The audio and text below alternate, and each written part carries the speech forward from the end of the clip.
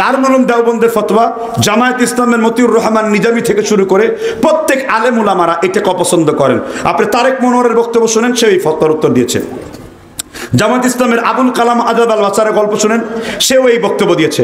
তারপরে সিলেট থেকে আসে ফাইজুল ভাই, আপনি তার বক্তব্য শুনেন, সেও এই বেদাত বলছে। এমনকি বর্তমান আধুনিক যুগের সব থেকে বড় ভাদাইমাদের নেতা, কমেডিয়ান, বিখ্যাত কমেডিয়ান আমাদের রফিকুল্লাহ আফসারি, আমার প্রিয় বন্ধু মানুষ, সেও পর্যন্ত এই বক্তব্য দিয়েছে।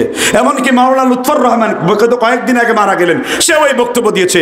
এমনকি দেলোয়ার হোসেন সাইদি সাহেব জীবনের শেষে যে নামাজের বই লিখেছে, আমার কাছে সংগ্রহ করা আছে, সেও এই বক্তব্য দিয়েছে যে ফরজ সালাতের পরে আমি তো প্রথম এই ওয়াজ সাইদি সাহেবের মুখ থেকে শুনে তারপর এই পথে নামছি।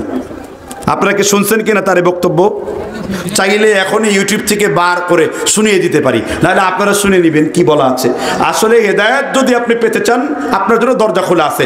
এই ব্যাপারে ইবনে উসাইমিনের বক্তব্য কি? ফতোয়া ইবনে উসাইমিন, সৌদি আরবের মদিনার মক্কার সবচেয়ে বড় আলেম, 104 নম্বর পৃষ্ঠায় বলেছেন, ফরজ নামাজ কি ফারেকুন কি বাদ, ফরজ নামাজ থেকে পৃথক হয়ে যাওয়ার পরে মুসল্লি ইস্তেমাই দোয়া করা, এটা রাসূলের সুন্নতের খেলাফ। এই ব্যাপারে বিন বাজের বক্তব্য রয়েছে মাজমুআতুল ফতোয়া, প্রশ্নোত্তর নাম্বার 124 উল্লেখ করেছেন, ফরজ সালাতের পরে হাত তুলে মোনাজাত করা এটা রাসূলের সুন্নতের সাথে খেলাফ রয়েছে। এই ব্যাপারে মুফতি ইউসুফ বান্নুরি, দারুল উলুম দেওবন্দের সবচেয়ে বড় আলেম, তিনি মারিফুস সুনানের 334 পৃষ্ঠায় 134 পৃষ্ঠায় 4th খণ্ডে বলেছেন, কদ রাজা ফি কাসীরিন বিলাল বিলাদি বিহায়াতি ইজতিমাইয়াতি রাফিয়ানা আইদিহিম বাদা সালাহ, ফরজ নামাজের পরে হাত তুলে মোনাজাত করার যে বিধান, এটা রাসূলের যুগে প্রচলিত ছিল না।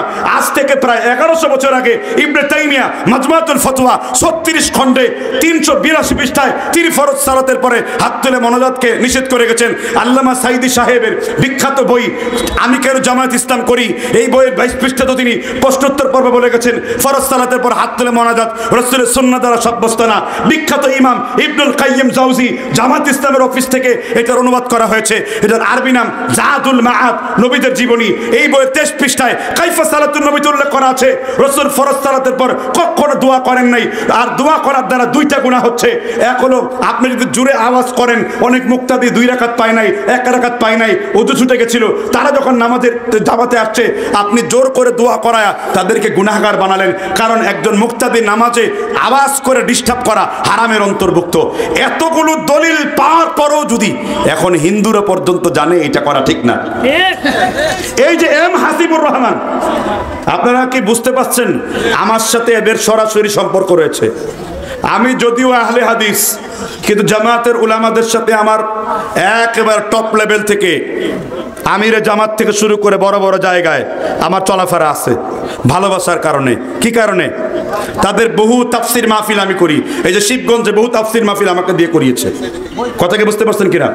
তা আপনারা না মানলে বাপ দাদার পূজা নিয়ে থাকতে পারেন, এটা আমাদের কোনো যায় কিছু আসে না। কিন্তু আমার কাজ হলো সত্য পৌঁছে দেওয়া। আপনি হক মানবেন কি মানবেন না এটা আমার দায়িত্ব না। একজন ব্যক্তি যদি রাসূলের সুন্নাত, আপনি যদি সুন্নাত মানেন আপনার জামায়াত ইসলামে ছুটবে না। আপনি যদি সুন্নাত মানেন তাফহিমুল কোরআনের বিরোধিতা হবে না। আপনি যদি সুন্নাত মানেন আসান ফিকার বিরোধিতা হবে না। আপনি যদি সুন্নাত মানেন চাইফীয় ব্যক্তিত্ব বইয়ের খেলাফ হবে না। আপনি যদি সুন্নাত মানেন আপনারা হিদায়াতের জন্য শিবিরের কর্মী সিলেবাসের বই সুন্নাত ও বেদাত বইটি পড়তে পারেন। জগৎ বিখ্যাত আলেম সাবেক জামায়াতের আমির মাওলানা আব্দুর রহিম রাহিমাহুল্লাহ বইটি লিখে গেছেন। আমি সত্য উপস্থাপন করে গেলাম আপনাদের কাছে। এখন মানবেন কি মানবেন না এটা আপনাদের ব্যাপার। কথাকে বুঝতে পারছেন কিনা? এখন যে করে তাকে আমার শত্রু মনে করি না, সেও আমার ভাই। অন্যান্য মাসআলায় সে সঠিক আছে, এই মাসআলায় তার বুঝ কম, বুঝতেছে না, কিন্তু ইনশাআল্লাহ এইভাবে চর্চা হতে থাকলে একদিন বুঝে যাবে আসলে আপনাদের এলাকায় বিশুদ্ধ আলেমদের আনাগোনাটা কম। এই জন্য আপনারা আমাদের ভুল বুঝে নিয়েছেন আগেই। কথাকে বুঝতে পারছেন কিনা? জি না, আমার কথায় খেলাফতের দাওয়াত ছিল, আমার কথায় জিহাদের দাওয়াত ছিল, আমার কথায় তাওহীদের দাওয়াত ছিল, আমার কথায় রাসূলের সুন্নতের দাওয়াত ছিল। সুতরাং এই আয়াতের আলোচনা আজকে এই পর্যন্ত শেষ করলাম। আল্লাহ যেন আমাদেরকে সুন্নত বুঝার তৌফিক দান করেন।